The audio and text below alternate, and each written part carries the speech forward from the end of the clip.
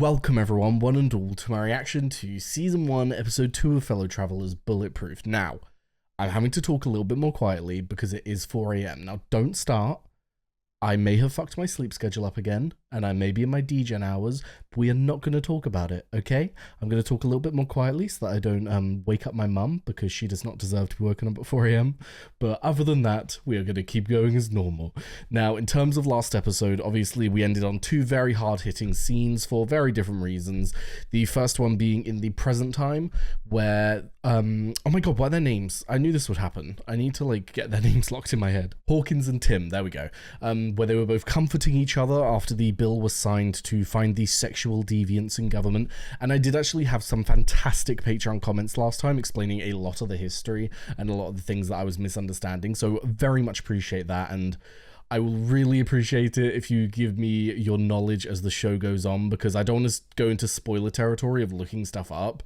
So it'll be very handy if, like, people don't mind if they could just tell me as we go along.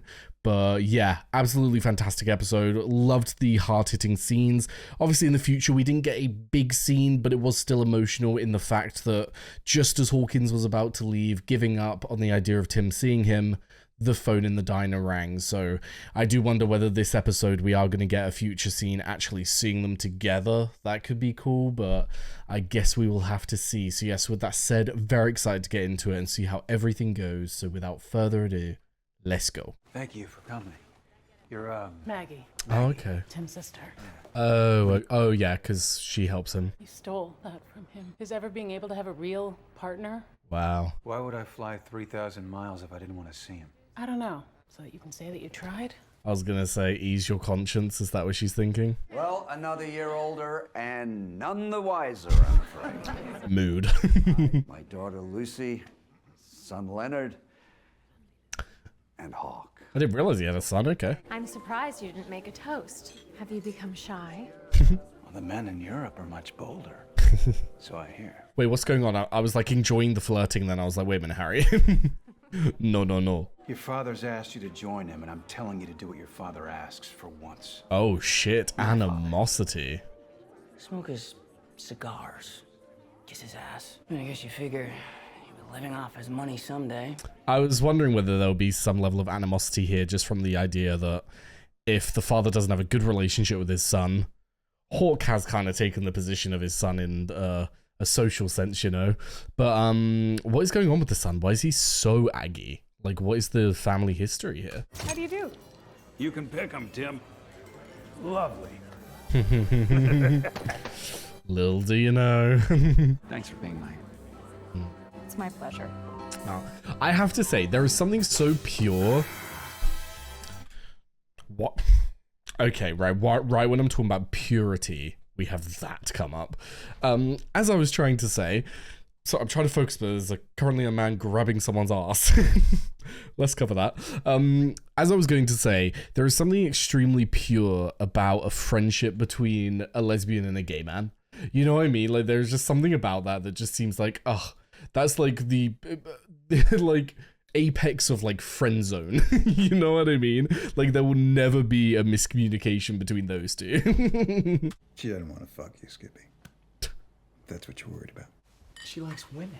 There you go. Membership's free, but dues will kill you. Loose lips sink ships. T, actually, in those times, fair. Keep seeing each other. You both need cover. What about you? Oh, he's got his cover. In case you hadn't noticed, I'm bulletproof. Interesting title of the episode. I wonder if we're going to see that level of bulletproofness questioned. I'll keep plugging away for another 5 years or so. Just until I get posted overseas. See your eyes on you over there. Interesting. So that was his plan. When they call me back, I'll quit. Evidently, it didn't go that way because we know that he has like a whole suburban life in America. But it is a curious thing, isn't it? Do you like it this way? Because would anyone have really liked that? The likeness comes from the fact that obviously you can have your cake and eat it too, you know, like you get to have this relationship that actually means something to you while also not being criticized and judged by society. So in that sense, there would be a level of fondness for this relationship, but whether it would compare to actually being out and open in a society where there's no homophobia and no issue. Would anyone really like this? I feel like the only way that you like it is if you're insecure and you're trying to hide from the world, which in an open and like happy and accepting society you wouldn't need to. So I don't think there's ever a case of this being enjoyable. This fly is pissing me off. Where I can eat what I want and fuck who I want without anyone giving a damn. Lovely. That's top secret, by the way. I'll take it to my grave. Where's Tim's head at after hearing that, though? That's like his plan to move abroad and all that. I suppose Tim might be thinking, well, maybe if things keep developing, we can go together. Oh, Christ. Skippy. Skippy, wake up. What? Hey, we fell asleep. You need to get going. Oh, that's so sad. You saw that moment of like pure happiness waking up together only to be marred by the fact that he stayed over. Christ. Morning. Morning. Oh god, that was concerning. New paper boy. You gotta be careful with stuff like that, Hawk, because if he's on the same level as you and he sees the old paper boy. But there's another risk to national security. Sexual The sheer deviance. volume of deviance in our midst. No. Okay. The State Department has been one of the most trusted institutions in the post-war world. With your help, we'll get it back there. Hawk does a fantastic job of hiding himself, Jesus. Oh my god, shit, I just remembered about her finding the book in the drawer. Fuck. Hopefully he's not going to get called up because they said that they're issuing summons for people. But, I had a thought. What was it? Oh yeah, I was going to say that someone explained to me, the whole idea with the sexual deviance and the Soviets and everything is that because the Soviets, well, the idea was that because the Soviets could like use the threat of homosexuality against people, they would then be easier to turn into spies and everything. But like, I don't know, putting my logical thinking cap on, surely you should then decriminalize homosexuality and make it so that it's not something the Soviets could use in that sense, not just fucking arrest them anyway. See that right there? That is the last thing colored folks need. Wow. One of our own doing us dirty. Makes us all Wow. look bad. Ask me, the last thing we need is black men spitting on our greatest poet. Damn. Nice. That man needs to get more pussy. The 12. I'm not the one to speak on this, but as far as I understand, at least in America, like when it comes to being gay, if you're gay in the black community, or at least in times past, from what I've seen in media and everything, it's like taken more harshly than in like the, obviously we're talking about like averages. It's taken more harshly than if you were a white gay person in America and all of that. And is that where it stems from? Because of the idea of black people being mistreated in America for so many decades to then finally get their rights and everything? Is it the idea of people sort of like bringing that movement down because they're like muddying it with the issue of homosexuality? Is that where like it originally stemmed from? Because I genuinely haven't really put a lot of thought into like where that came from psychologically when it comes to like society in America. That would make sense thinking about it, but if anyone has any more information about that, please let me know down below. Why aren't you in Korea shooting them? How about a question from a real reporter? Oh, New go York Times. fuck yourself. It's so strange looking back at these times, isn't it? Because we're obviously watching a story focused on like the queer element of the time, but then also the fucking racism issue. And even if we're going down that route, the misogyny issue as well. Like, so many fucking problems, which are still prevalent today, albeit not as bad, but you know what I mean. Sounds like you're looking for a quick getaway. Don't tell me you've gotten some poor girl in trouble. Okay, noted. Hasn't told his family. Understandable. Your father is dying, Hawk. I think it's real this time, and he's had a change of heart. Doesn't seem likely in the absence of one. Wow. On what condition? Promise of an heir to carry on the family name, that sort of thing. More than anything, he'd like an apology. Oh, for fuck's sake. That's one of those really annoying family dynamic things, isn't it? Because obviously, let's put the child thing to the side because that's a big thing. But if you just think about like the dynamics of apologizing and everything, it's like, if he is dying and you have no love or respect for him, you might as well fucking take his money and just fucking apologize for it. But obviously, that would feel very dirty. It would feel like you're betraying yourself by doing that. So I'd understand if he was against it, but we do know looking into the future that he does at least have an heir, so maybe he did. I'm putting all my husband trapping skills to good use. My parents would be so proud. Bless them both. Does it bother you that they wouldn't be? Definitely. Why would it not? Try not to think about it. Yeah.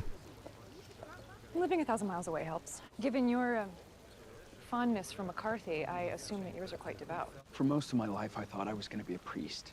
Interesting. Very devout then. I think Hawk's angry with me. I should have been more careful. So all this pretending, you'd think I'd be good at it. I've been doing it my whole life. Hiding a part of yourself and killing it are two different things. Wow. Oh my god, fucking spit that tea, girly. I'm hoping, he'll call. I'm gonna write down her address. Yeah. Bless you, Tim. Oh god, what some very important points brought up there. The idea of killing that part of yourself or hiding it, because obviously if you're just living this life on your own without actually having a partner or anything and pretending that you are not gay, it's a completely different thing because you're never acting on it, like you're never making that something that enters your mind. You're just trying to fucking ignore it.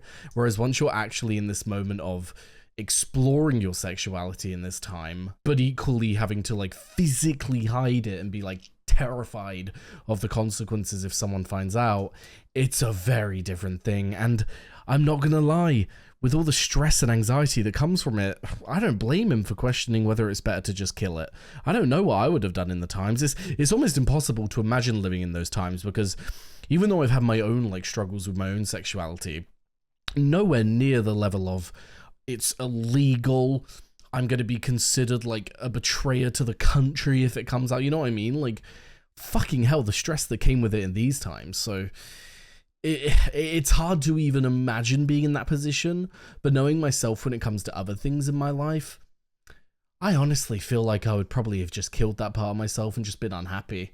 Honestly, I don't know if I could have dealt with it myself. It's like if you can't have the actual relationship you want of being open and having that pure love which isn't clouded by secrecy and being tainted by the fact that everyone would like spit at you if they realized who you were, I don't know if I could mentally do it. So I have so much respect for every fucking queer person in this time who even dared to be in a relationship with someone. Like, go the fuck off. We're all full up. I'm with the Pittsburgh Courier.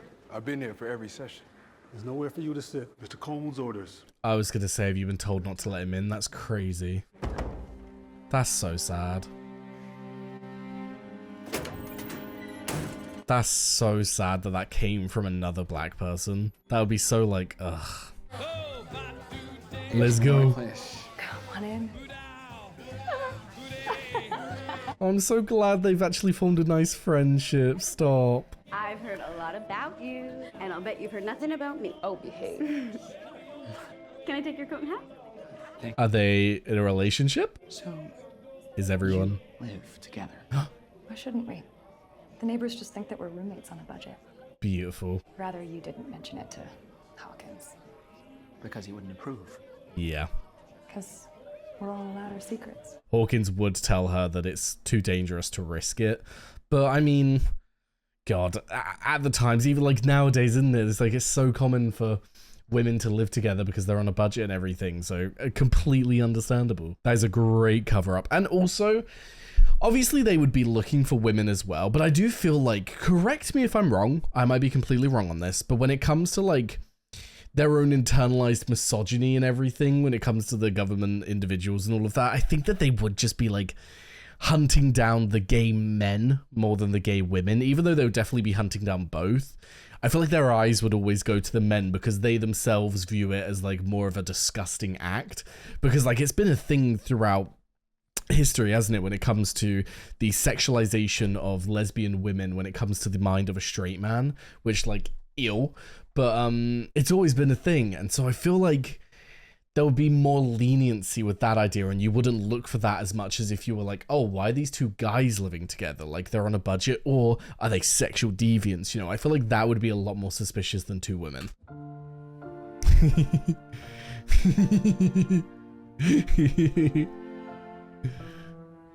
Aww. I just thought about the fact that he eventually gets AIDS. Like, it's so sad that we're having these, like, nice moments, but then, like, in the back of your mind, you just think, well, we know how it ends. We know where we get to. But I suppose it is that thing of life, isn't it? Where no matter if it ends earlier than you would have liked, you shouldn't ignore the good parts. Shouldn't ignore these beautiful moments.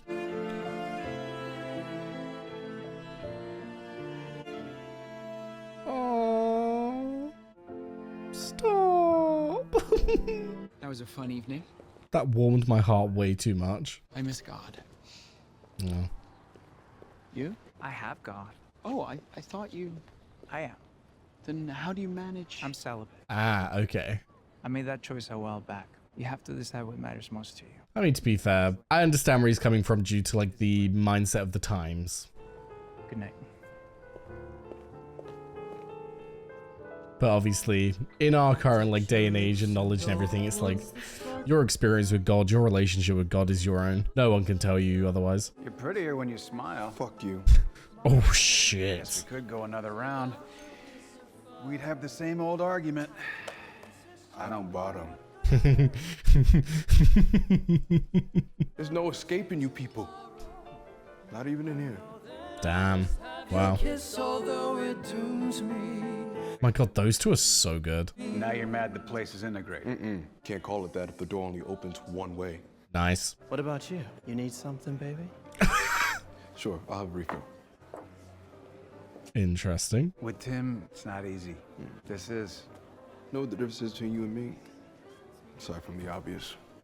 Sometime, somewhere, I'd like more than this. It's interesting. From Hawk's perspective, it seems as though he's become so accustomed to this life, so used to... It's like his expectations of what his life could be have been so, like, mellowed down because of the society that he lives in and the position that he's in, given that it's a very high-stress position, considering he is gay. It makes sense as to why he's kind of, like, not even considering the possibility of continuing a relationship with Tim. He kind of sees it as like a very hard thing that doesn't need to be there. He can just make it easier on himself and do it this way. It's the same way with how he's been talking to Mary and everything. It's like, why go out of your way to make your life more complicated when you can have it easy?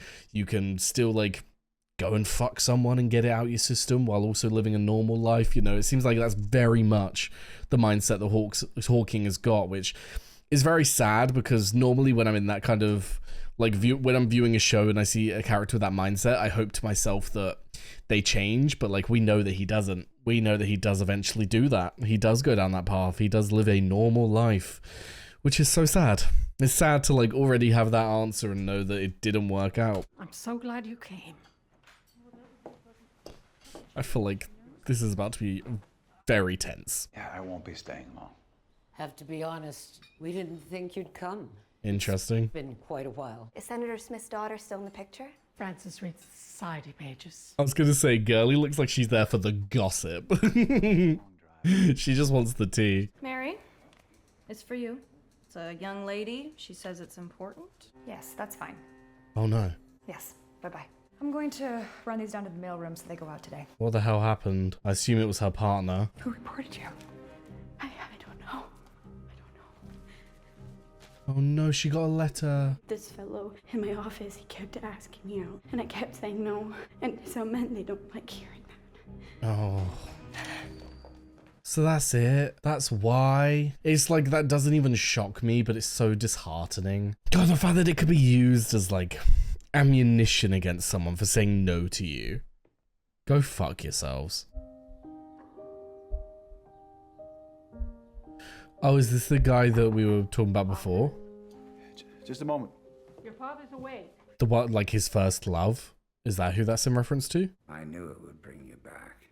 Wow. Me dying. Actually, I've been wanting to come home for some time. If that's true at all, it's only because of your mother. Well. Letting her make you a mama's boy. Oh god, there's so much animosity there, okay. Are you in much pain? You were good at a lot, son, but you were never good at concealing yourself. He knows you're here for the money. Has it changed? Oh. Was this revealed last episode? I can't remember, but I'm assuming based on context that his father maybe found out about them two being together. Maybe he like walked in on something, he saw something, and so he actually knows Hawk's true nature.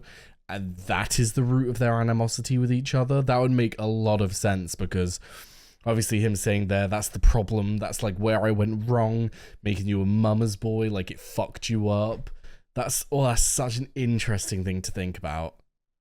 That would be part of the mindset, the idea of being a mama's boy could turn you gay. But yeah, ain't no way he's putting you in the will if you say that you haven't changed, you know, like. Then you'll be getting married and having children.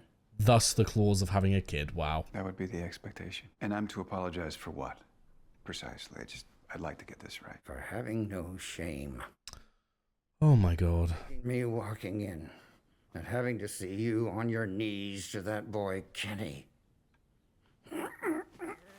Okay, oh my god, imagine that's what kills him off. Thinking about that again.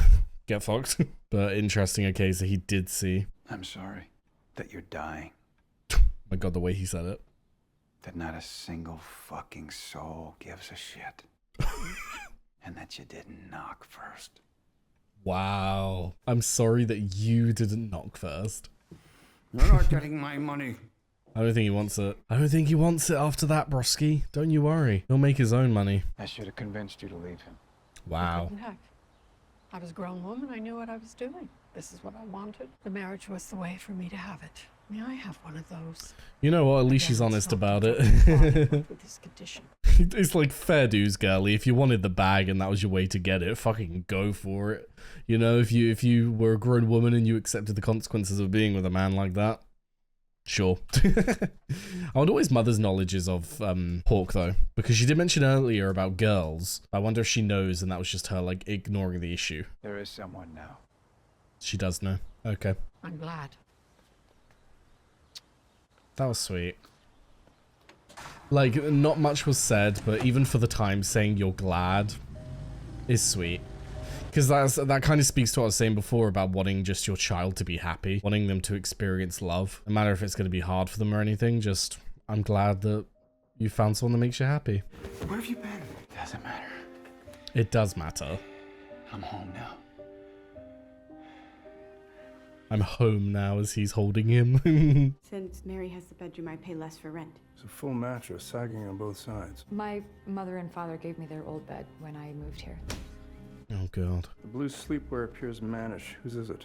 Mine. There's not much in the way of cosmetics. Sorry to pause in the middle of this scene, but hearing like the way that they're investigating is crazy. There's not much in the way of cosmetics because every woman has to have a load of cosmetics. There's manly looking clothing.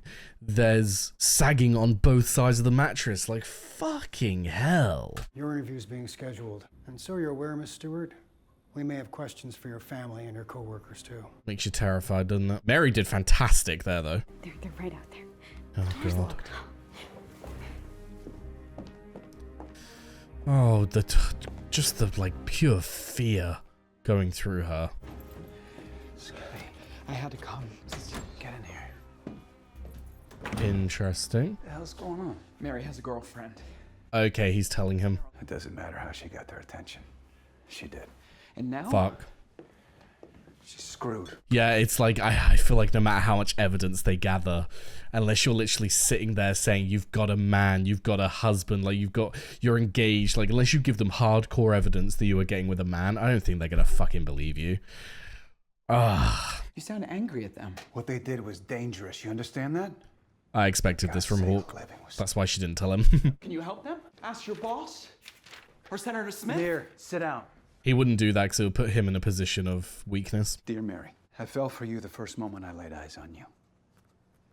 It's going to be from Tim Right away, I was taken as a by way to like cover Mary, but not the girlfriend. I know you love me, and my feelings for you are deep, but I've always known we have no real future together. You're practically on record. Do you realize that?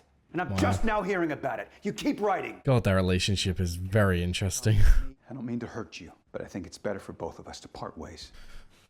Oh, that sucks, because not only is that sort of making Tim be ostracized by Mary and the friend group and all of that when we saw so much joy, which I get in Hawk's mind is coming from a place of protecting him. But not only that, but it's kind of showing where Hawk lies in terms of protecting Mary. Kind of shows that if she's going to get in trouble, he's just going to plate her up on a silver platter, you know, or at least ignore it as it goes past. Really shows how like selfish some people had to be in those times. Well, you never have to be selfish, you know what I mean, but it like to actually survive and not get in trouble and everything, a level of selfishness does kind of have to come out for self-preservation, which fucking sucks. Because not only does it suck in terms of, obviously, it's not nice to have to be that way and to put yourself above someone else when you know that you could potentially help them, but also it kind of fucks with any kind of queer community building. Because if you're just going to so easily turn on each other and so easily just not protect each other, what kind of community is that? If it's any consolation, it throws the heat off you both. Mary can use the letter to clear herself, pin it all on Caroline. Wow. Okay, so he did have an element of protecting Mary, but that kind of plays into what I was just saying. The fact that you kind of have to be selfish, you kind of have to throw people under the bus to protect yourself, which, if Mary does do that, I don't know how I feel.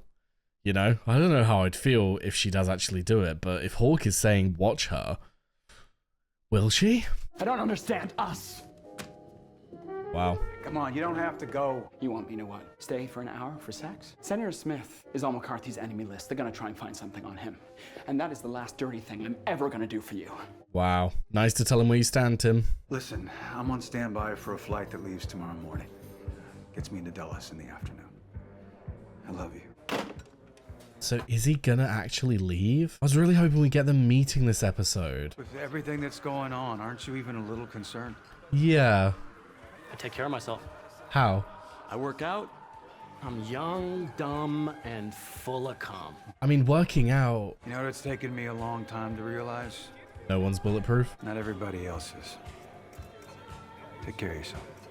Oh, you know, I've come to realize over time not everyone else is, because he is bulletproof, and it's kind of this like pride that he's had and this like protection that he's had. The fact that because he's a veteran, he is bulletproof in the eyes of the government, but all the people around him just like slowly watching through his life, them get convicted, them get into trouble, them get AIDS and die off, and he's just sitting here with his happy family, you know, his happy like wife and kids that he loves and adores. It's like, damn, kind of plays into that idea of when people speak about immortality and you deal with the consequences of the fact that, oh yeah, you get to live forever, but you watch everyone else around you die. It's that whole idea of things not being as like cherry and nice as you think they are. Oh. You coming in? Yeah. That's handy. Hell yeah. Thank you, stranger. Is that Tim's, the cross? Open, Maggie. Did you forget your keys? Oh, it's him. Hi. Well, we both know my eyesight is terrible, and maybe the dementia is setting in, but I think Hawkins Fuller is standing in my apartment. It's so sad, because not only are we seeing someone who we know is ill, and we're seeing someone who, like, obviously we know is gonna die. For something that, like... For something that could have been solved so much quicker than it was, all because of fucking prejudice, is crazy, but it's just looking in his eyes and seeing the hurt and seeing the pain, even after all these years. It's so sad. It's like everyone's been saying, he never truly got over it. He never truly found love because of Hawkins. And you can see it all on his face within a few seconds. Yeah, it's you. Oh, shit. Is he staying for dinner? Girlie really said, I've had enough of you. I'm not even gonna fucking argue. Well, I think Caroline may have been part of the reason why. How so? Tim kept trying to warn me. When we were intimate, he said he thought there was something off about her. Oh, I'm at a big divide right now. Because, like, I get it. I understand. Living in those times, you kind of have got to look out for yourself. But this person that you love, you're just going to throw them under the bus like that? Just to save yourself on the off chance that you would go down with them? I suppose it's not really an off chance, though. It would probably, like, have been the likelihood that she would have been taken down. Oh, it's really hard, isn't it? Because, like, I get it. I understand. I can't say that oh my god, I can't say that growing up in the world that they did, having the experiences that they did, having the mindset that they did, that I would not consider the same, because right now, sane in mind, I would think, oh, of course I wouldn't. Of course I would never throw the person that I love under the bus in that way. But I can't relate to it. I can't truly say that, because I have not had the life that they have. I've not lived in the time that they have. So it's really tough. It's like, objectively speaking, of course, this is horrendous. This is something that is so against being a good human, but then so is the fact that they're being prosecuted in the first place. So, well... Mr. Shine, who resides in New York, somehow managed a 4F classification in California, where his family owns the Ambassador Hotel and has a few local politicians in their back pocket. Oh shit, he's got the tea. Why are you giving this to me? Because my paper doesn't have the power to tackle this, and you do. Okay. Sucks that if he published that in his paper, it wouldn't have been taken seriously, though. Over, is it? Well, this part is. You can turn it off. I'll go see to Lucy. She's taking this pretty hard. Hold on, guys. Okay, sorry. I had to look up basically like a big breakdown of what these executions were and everything, because it's like been a main point of the episode, and I was trying to piece it together in my head, but I just really struggle with political stuff. I'm going to be completely honest. It's one of the few areas of life that genuinely will never make sense to my little brain.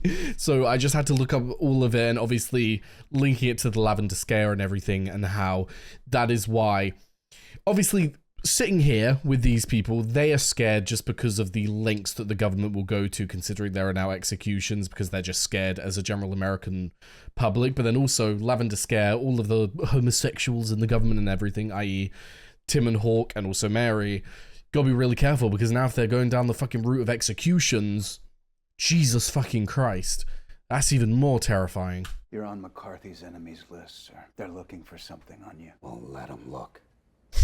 I got nothing to hide. Careful they don't make something up, though. They can't hurt you. They'll go after someone close to you. And if they can't find something, they'll invent it. Your son, weak link. I wish you didn't have to get your hands dirty so that mine can stay clean. It's the least I can do.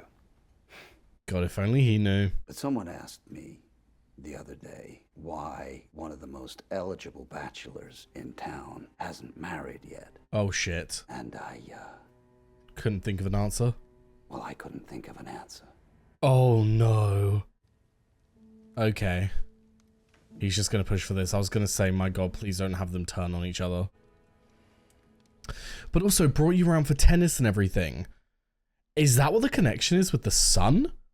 Was the son the one the Hawk was getting with in the past? Am I, like, mixing these two things up? But that's the vibe I'm getting. Was the son the one that Hawk's dad walked in on him with? And maybe that's why there was, like, so much animosity between Hawk and the son earlier in the episode? It's a beautiful article. What's your favorite Langston Hughes story?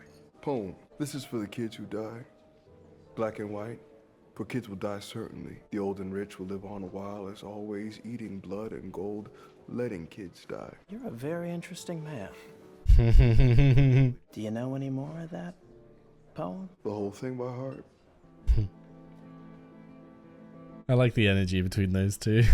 Obviously, there's unfortunate tension of the times, but there's also tension. And black hands and white hands clasped as one. And what do you wish to confess? I've had carnal relations with a man. Are you truly sorry for this sin? Yes. I don't think you're truly sorry for it. I think that you are very upset with how he has been, which I understand, but oh, that does suck that he's kind of using his religion as his... how do I put this? He's like using his religion as a way of justifying in his own mind that homosexuality is a problem, and it's something that he needs to get out of himself, you know, which fucking sucks. Hopefully we don't see that continue, but I guess we will see. But yeah, another fantastic episode. It is genuinely insane to me that we've had two episodes, and there are already such emotionally rich characters. Like, this show has been written and acted to perfection. I truly understand what people were talking about when they said that this was a fantastic show. I mean, I knew it would be because of what people have said, but I did not expect this level. Like, after 2 episodes, I am fucking invested. And it's not just like the emotional depth of the characters in terms of just good writing, it's also the emotional depth of the characters just when it comes to like historical context and seeing how, like, what life would have been to live in these times, how it would have felt to live in these times. Because like I was saying last episode, it's so easy nowadays to get caught up in the negatives of life. It's so easy to get caught up in the problems and the places that we still need to go. And while it is very important to talk about those things, because we shouldn't get stagnant, we shouldn't get content with how things are when they're not perfect. We should keep fighting for rights of everyone in the queer community and keep making sure the people live in a safe and happy world all around the world.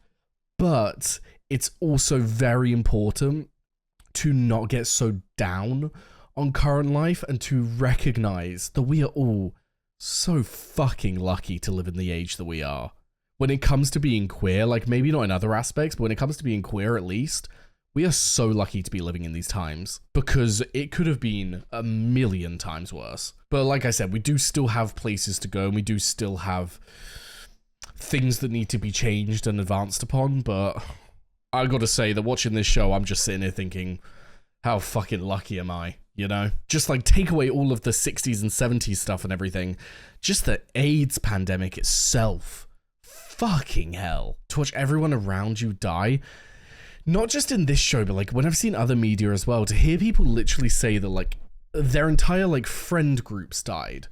Like there could have been a friend group of 6 of them and they're the only survivor. Like that, oh my god.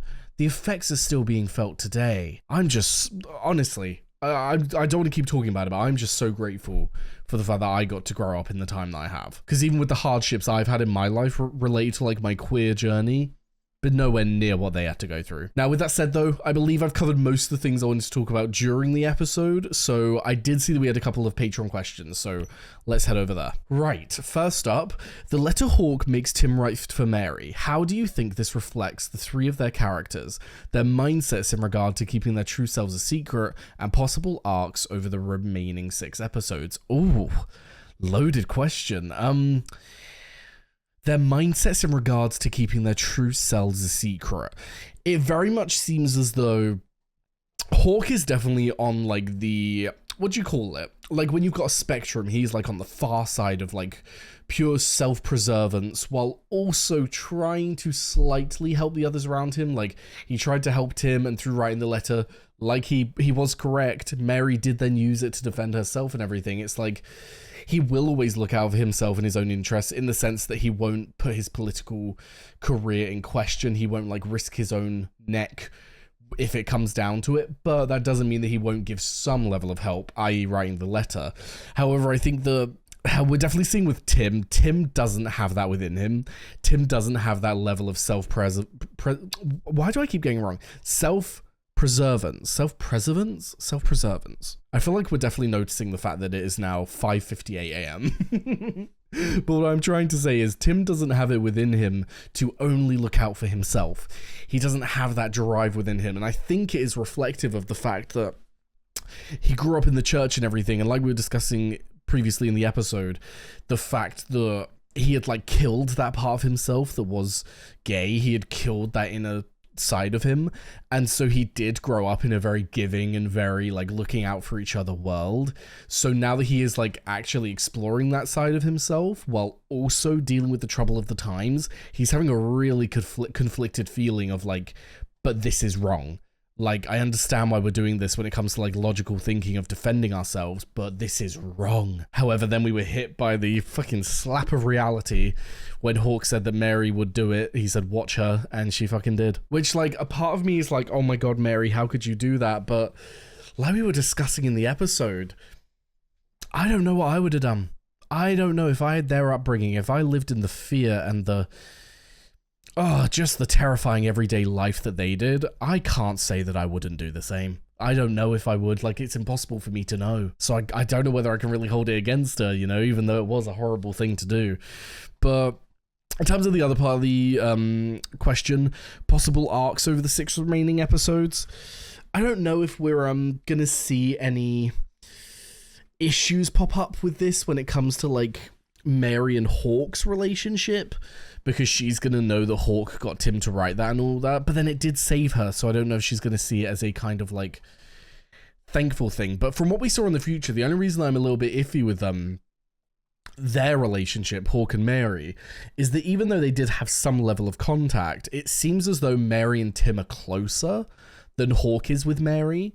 And so that makes me think, okay, is it the idea that because Hawk was like only looking out for himself, it eventually got to the point where Mary and Tim just felt like they couldn't do it anymore? Obviously, we know that Hawk left Tim and that kind of like left him devastated, but you know what I mean when it comes to keeping in contact and everything and having that kind of person in your life who does only look out for themselves and their own needs. Because even though he did help them, I truly think that if it came down to it, if it truly came down to like Hawk potentially going to jail, I think that he would throw Tim under the bus. I do. The fact that he so easily came up with it after hearing that Mary loved the woman that she turned on, I think that he would do it to Tim, which like does sadden me, but I think he would. I think genuinely he will do what he can to help, but the second that it actually is him in danger, the second that it gets to the point where he is the one at risk, I don't think he'll protect him. Now, moving on, our next and final question, what is your opinion on the power dynamics in the show?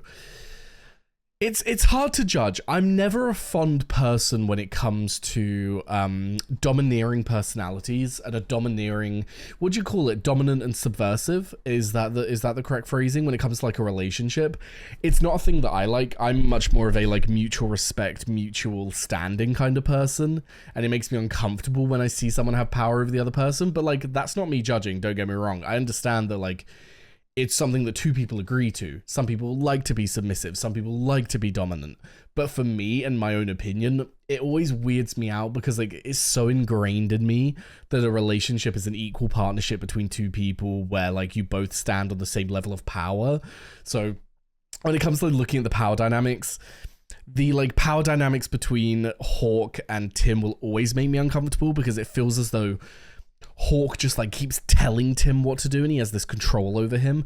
That being said though, it is interesting because Tim returning to his faith and going to the confession and saying that he did regret his carnal relations is kind of an indication of him having a certain power in and of himself, you know? He hasn't just let it all go to Hawk. So it is an interesting point. And we did also see a really sweet moment earlier in the episode where Hawk was laying on Tim's chest and it was kind of like Tim comforting him, which we hadn't got in episode 1. It was very much the flip side. So it's intriguing that we have 6 more episodes. We know that they're going to have to keep developing this relationship to the point where they then are no longer together so that we then pick up in the future. Like, that's a lot of time for us still to explore them. So I'm so curious as to what the breaking point will be. What point will we get to where, like, it suddenly becomes that they don't talk to each other, they don't have contact, they are just completely separate? Because it must have been something catastrophic at this point. But yes, with that said though, that was an absolutely fantastic episode. Loving the series. Like, perfection when it comes to how it's been made and everything.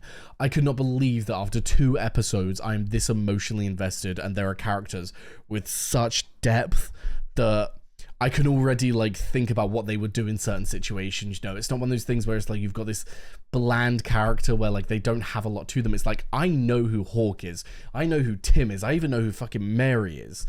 That's already 3 characters of many that are so well developed and so full of life that it is fucking insane that we've had 2 episodes. And that just speaks to the quality of it, you know? So with that said, I cannot fucking wait to watch more. But for now, thank you very much for watching. I've left a link down below to my Patreon. You'll be able to find the early and uncut reactions to Fellow Travelers and all the other shows that I do.